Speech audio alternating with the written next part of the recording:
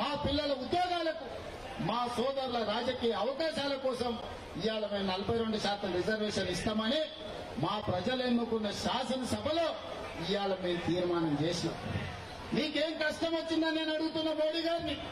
మీ దాంట్లో భాగస్వామ్యం అడగలే, ఢిల్లీలో మీ కుర్చీ కూడా మేము అడగలే, ఎర్రకోట మీద మేము జెండా ఎగరేస్తామని చెప్పలే.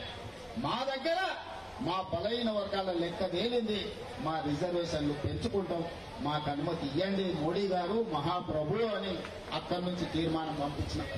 అయినా పలికలే. బండి సంజయ్ని కలిసిండు, ధర్మపురి అరవింద్ని కలిసిండు, కిషన్ రెడ్డిని కలిసిండు.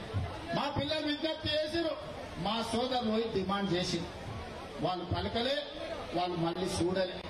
అందుకే ఇవాళ ఢిల్లీలో ఉండే శబ్దం మీకు వినిపిస్తలేదు. అందుకే ఢిల్లీకి వచ్చి చెప్తాం, మోడీ గారు మీరు వినండి, జంతర్ మంతర్లో మా గొంతు వినిపిస్తున్నాం. ఇవాళ ఢిల్లీకి వచ్చినాం. ఆనాడు కురుక్షేత్రం సందర్భంగా ఒక మాట చెప్పిరు, ఆయనను పోయి రావలే హస్తినకు అని. ఆయనను పోయి రావలేను హస్తినకు అని యుద్ధానికి ముందు, కురుక్షేత్ర యుద్ధానికి ముందు పెద్దలు చెప్పారు.